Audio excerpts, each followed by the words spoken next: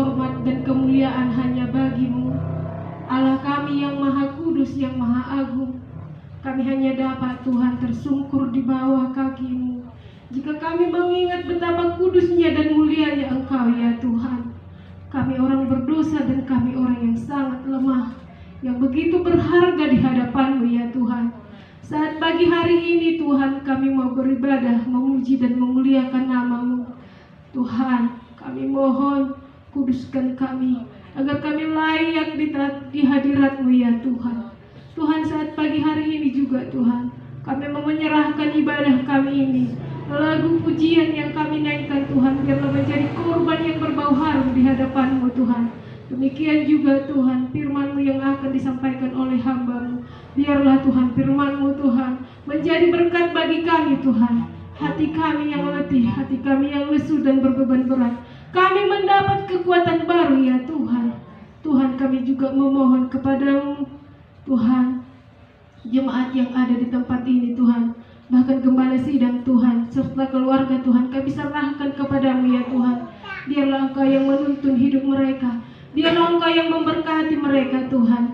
Biarlah sukacita dari Tuhan hadir tetap di tengah-tengah umat-Mu ya Tuhan. Tuhan, kami serahkan ibadah kami ini, bahkan seluruh pendengar Tuhan, bahkan seluruh umat-Mu yang akan mendengarkan firman-Mu Tuhan, baik secara langsung maupun secara online Tuhan. Biarlah Engkau Tuhan yang memberkati semuanya Tuhan. Tuhan, kami juga menyerahkan Tuhan Kabupaten Samosir ke Tuhan. Biarlah Tuhan Engkau yang memberikan Tuhan kekuatan Tuhan kepada pemimpin kami Tuhan. Berikan roh hikmat dan kebijaksanaan untuk memimpin kami Tuhan. Biarlah Tuhan memimpin secara adil dan merata dan takut akan Tuhan. Tuhan, kami serahkan juga Tuhan setiap kami, setiap keluarga kami, biarlah dalam penyertaan-Mu. Ibadah kami ini Tuhan, kami serahkan kepada-Mu hanya di dalam nama Tuhan Yesus Kristus. Kami memulai ibadah kami ini. Amin.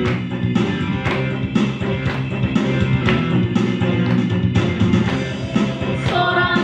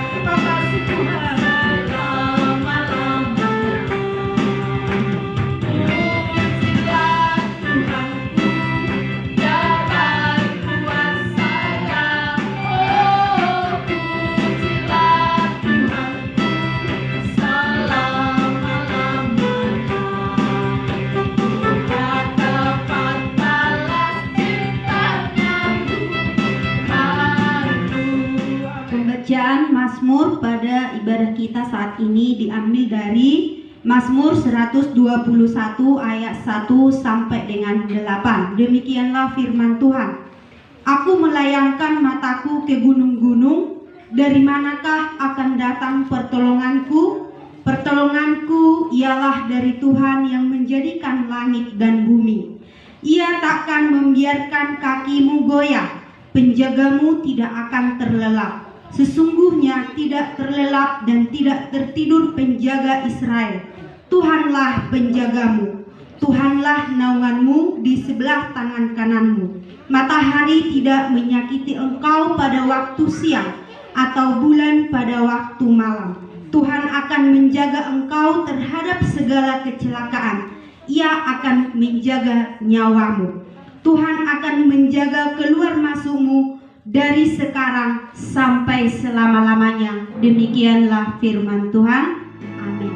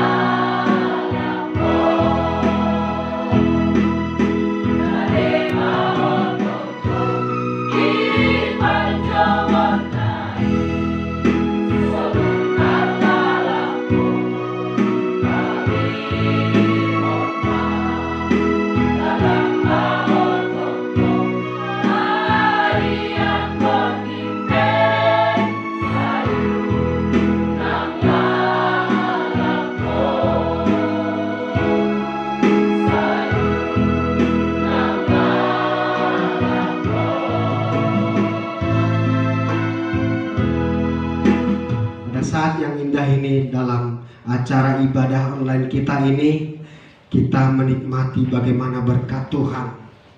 Dalam waktu yang dekat ini kita telah merayakan hari kematian Kristus Yesus, dan kita juga telah merayakan kebangkitan Yesus.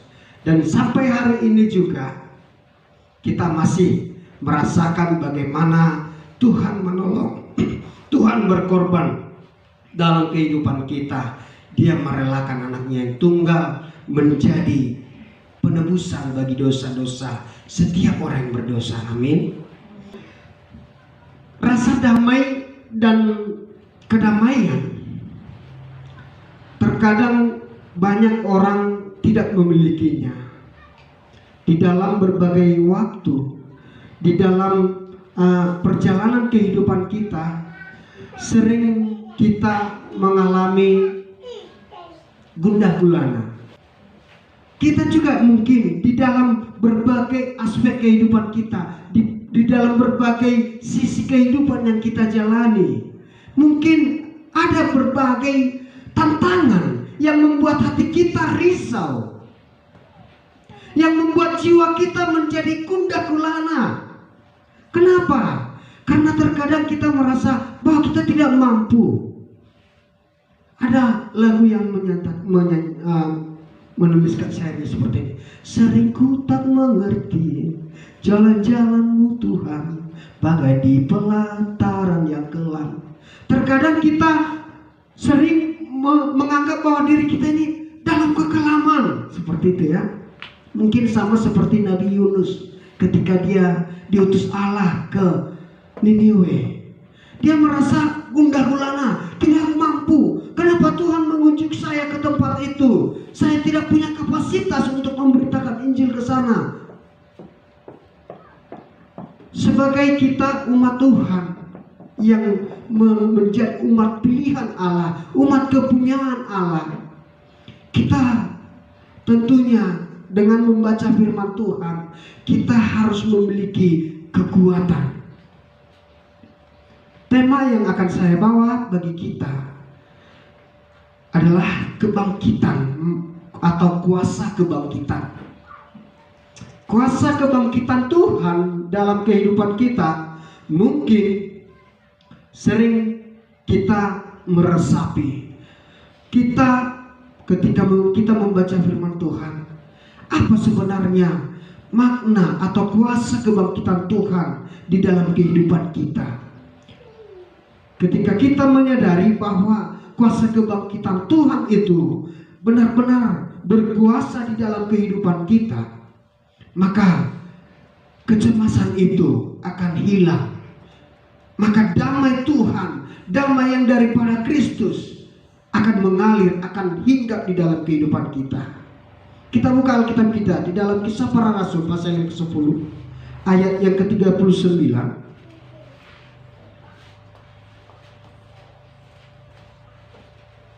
sampai ayat yang ke-40. Saya akan membacakan bagi kita semua. Dan kami adalah saksi dari segala sesuatu yang diperbuatnya di tanah Yudea maupun di Yerusalem. Dan mereka telah membunuh dia dan menggantung dia pada kayu salib. Yesus itu telah dibangkitkan Allah pada hari yang ketiga, dan Allah berkenan bahwa ia menampakkan diri.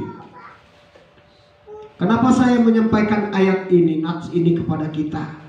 Mungkin belum jauh jaraknya kita merayakan tentang kematian dan kebangkitan Yesus. Secara iman kerohanian kita sebagai umat Kristen, umat kepunyaan Allah, milik Kristus, bahwa kita sebenarnya sama seperti Kristus, yang dulu kita telah mati, tetapi kita dibangkitkan. Siapa yang dibangkitkan itu? Siapa yang mendapatkan kuasa kebangkitan itu dalam kehidupannya? Yaitu orang-orang yang menerima Kristus Yesus sebagai Tuhan dan Juru Selamatnya. Banyak sekali orang Kristen hanya sebagai formalitas saja. Dia sebagai Kristen hanya sebagai KTP, Kristen tanpa kepercayaan. Dia tidak percaya bahwa Yesus itu mati dan bangkit. Banyak orang Kristen hanya menjalani secara rutinitas kekristenan saja, asal unang di absen di gereja, kemungkinan seperti itu. supaya saya kelak ketika saya mau menikah, ada yang memberkati saya atau ada yang menikahkan saya. Ketika anak saya nanti lahir, ada datang dari gereja. Ketika saya nanti mati, ada yang menguburkan saya. Mungkin sebagian orang berpikirannya seperti itu, tidak meresapi, tidak memaknai secara mendalam di dalam hatinya bahwa Kristus itu telah mati bagi menebus tebusan dosa umat manusia. Dia tidak memiliki iman di dalam hidupnya bahwa Yesus itu bangkit untuk membangkitkan dia, mengalahkan maut. Ada satu ilustrasi seorang pemanjat pinang. Ada seorang muda, dia memanjat pinang. Pemuda ini juga orang Kristen mungkin ya, karena dia menyampaikan hidupnya kepada Tuhan. Tetapi di saat pencobaan datang, dia memanjat pinang. Karena dia adalah profesionalis pemanjat pinang mungkin gitu ya. Dia sangat sudah lihai untuk memanjat pinang sampai di atas. Tetapi dia ini orang mungkin yang seperti saya, yang gampang gundah gulana gitu. Sampai di atas. Setelah sampai di atas, apa yang terjadi? Datang topan. Datang angin kencang mengguncang pohon pinang ini. Tuhan, tolong Tuhan, tolong Tuhan, tolong Tuhan, saya tolong Tuhan. Dia minta tolong ketika pencobaan itu datang dalam hidupnya. Tuhan, kalau Tuhan tolong saya, dia berjanji. Dia memberikan nazar kepada Tuhan. Tuhan, kalau saya Tuhan tolong, saya akan memberikan persembahan saya kepada Tuhan. Saya memberikan hasil ladang saya kepada Tuhan. Tuhan tolong dia. Anginnya reda. Terima kasih Tuhan. Dia mulai turun.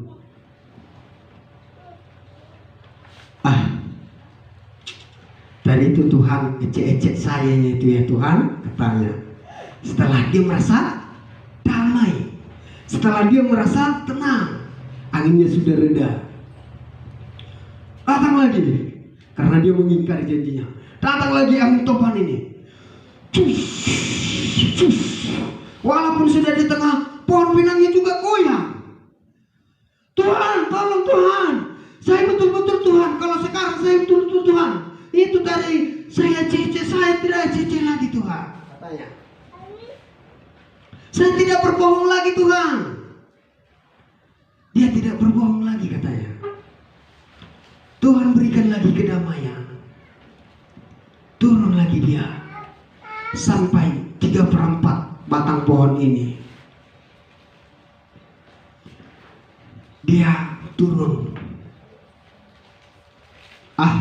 Nang tohoi Tuhan, bolo nahat nekan hataki Tuhan. Nang tohoi seroh aku Tuhan. Sore jeda Tuhan, dan gitu. Saya minta maaf Tuhan, karena saya tadi itu janji saya itu tidak betul dari hati saya. Turun lagi dia, turun. Tuhan tidak mendatangkan angin topan lagi sampai dia di bawah.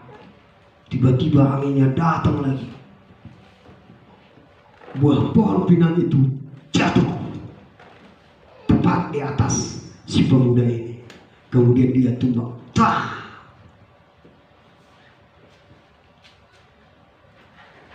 Terkadang kita sebagai umat-umat Tuhan sering kita mempermainkan janji kita kepada Tuhan. Sering kita bermain-main di hadapan Tuhan.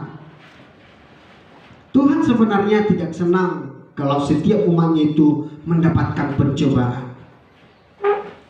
Tetapi karena keinginan daging manusia, tetapi karena keinginan hawa nafsu kita itu, kita mengorbankan iman kita kepada Tuhan. Kita mempermain-mainkan kebaikan Tuhan di dalam kehidupan kita. Kita tidak mengambil makna yang sebaik-baiknya. Apa makna dari dari kematian dan kebangkitan Yesus Kristus. Sama seperti Nabi Yunus tadi. Dia sebenarnya seorang nabi. Dia sebagai pelayan bagi Tuhan. Seorang hamba Allah. Tetapi dia bermain-main dengan utusan yang diberikan Tuhan. Dengan mandat yang diberikan Tuhan kepada dia. Dia mempermain-mainkan Tuhan. Allah menyuruh dia ke Niniwe, tetapi dia pergi ke Tarsis. Alasan yang inilah, yang itulah. Alasan saya sibuklah. Alasan kebutuhan saya sangat banyaklah.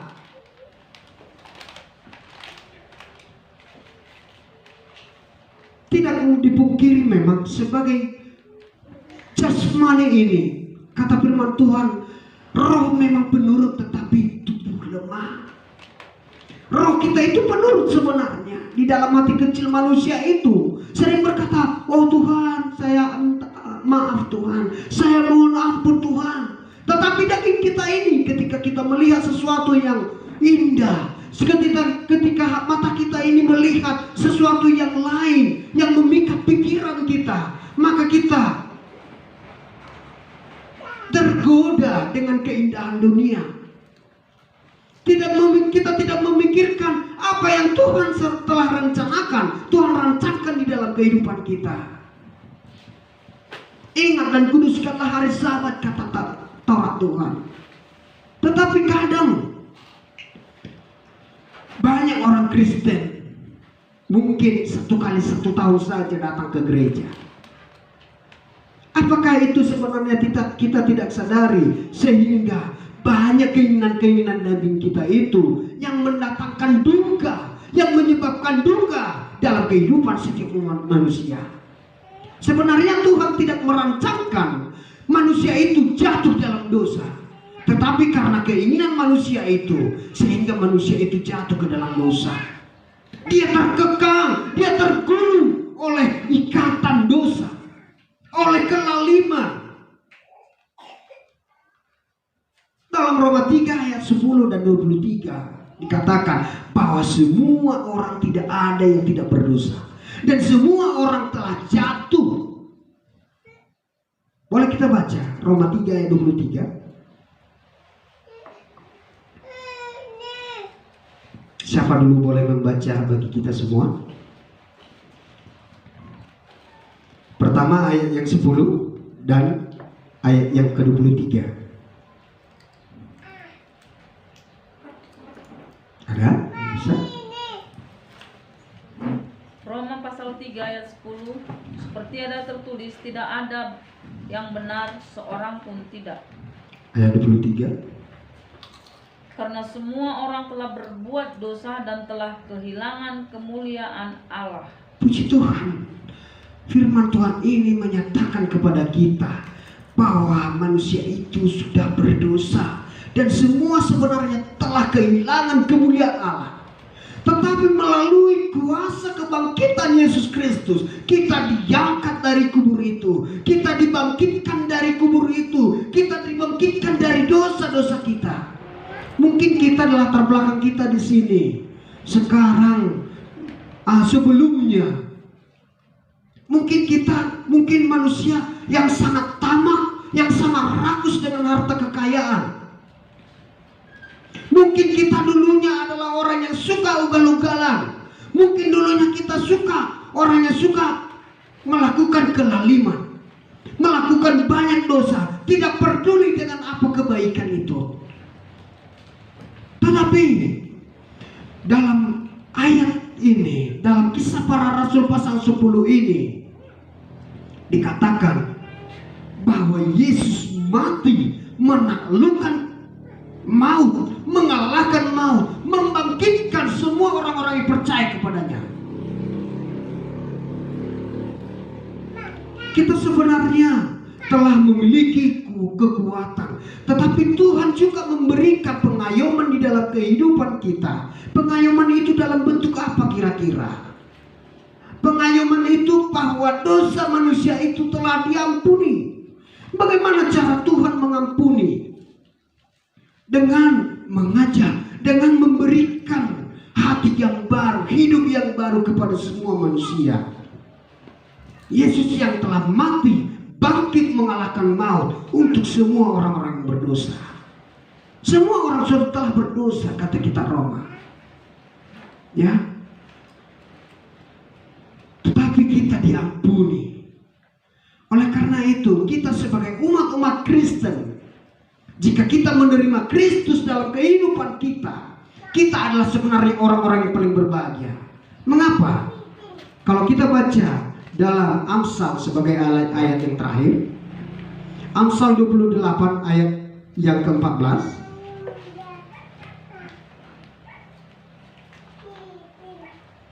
Bagi siapa yang mendapat boleh dibaca. Amsal 28 ayat 14. Berbahagialah orang yang senantiasa takut akan Tuhan, tetapi orang yang mengeraskan hatinya akan jatuh ke dalam malapetaka. Ya. Lalu di Mazmur 32 ayat 1. Mazmur 32 ayat 1. Dari Daud, nyanyian pengajaran. Berbahagialah orang yang diampuni pelanggarannya, yang dosanya ditutupi. Roma 4 ayat yang ke-7.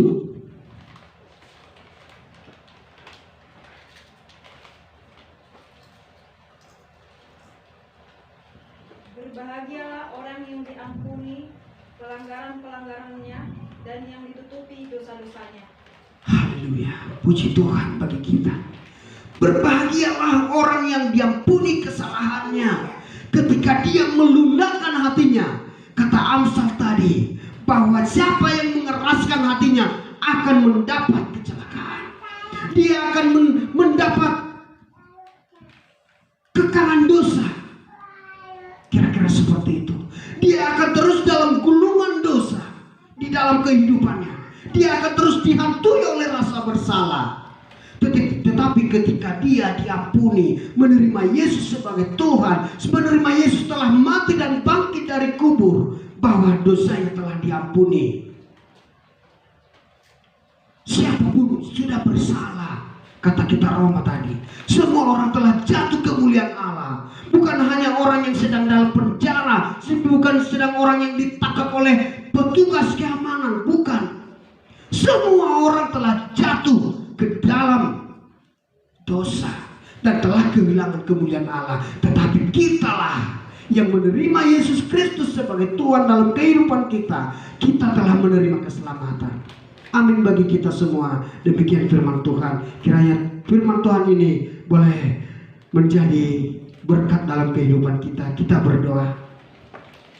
Bapa yang baik di dalam surga, hamba-Mu Tuhan, dengan segala kekurangan hamba-Mu, telah menyampaikan sabda-Mu bagi setiap mata yang melihat, telinga yang mendengar, hati yang merasakan bahwa Tuhan telah mati di dalam kehidupan kami, dan Tuhan juga telah bangkit bagi kami, mengalahkan maut, memenangkan kami sebagai umat-umat yang Tuhan telah panggil, yang dahulu dalam kekelaman, tetapi kami telah menjadi umat yang rajani, umat yang kudus, imamat yang rajani di hadapan Tuhan, yang Tuhan telah layakkan kami menjadi pengikut-pengikut-Mu Bapa. Biarlah setiap kami Tuhan boleh mengubarkan hati kami yang keras, melunakkan hati kami yang keras Tuhan, agar kami mendapatkan kedamaian itu daripada Tuhan, agar kami boleh berbahagia oleh kebangkitan-Mu di dalam kehidupan kami Bapa. Bapa yang baik di dalam surga, segala puji dan syukur kami sampaikan kepada-Mu Tuhan.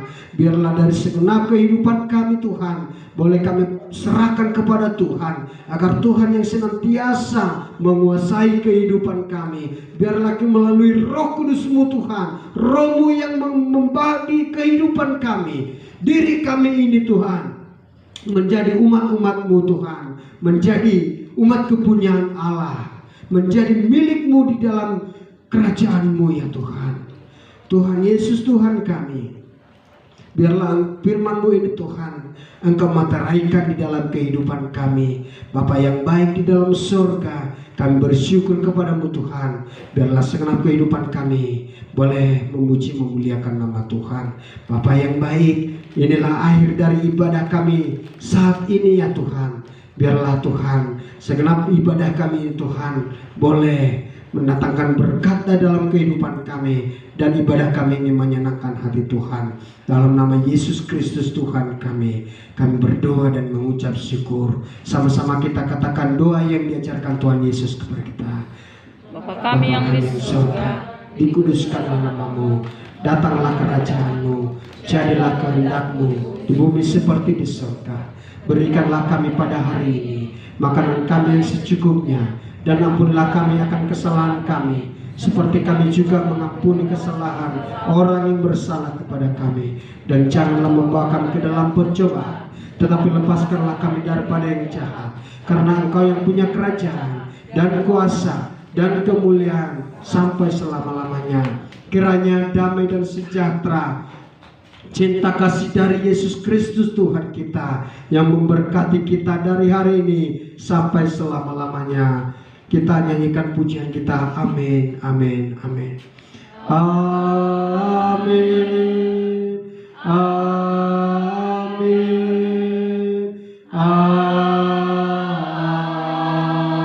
amin. Amin. Shalom bagi kita semua.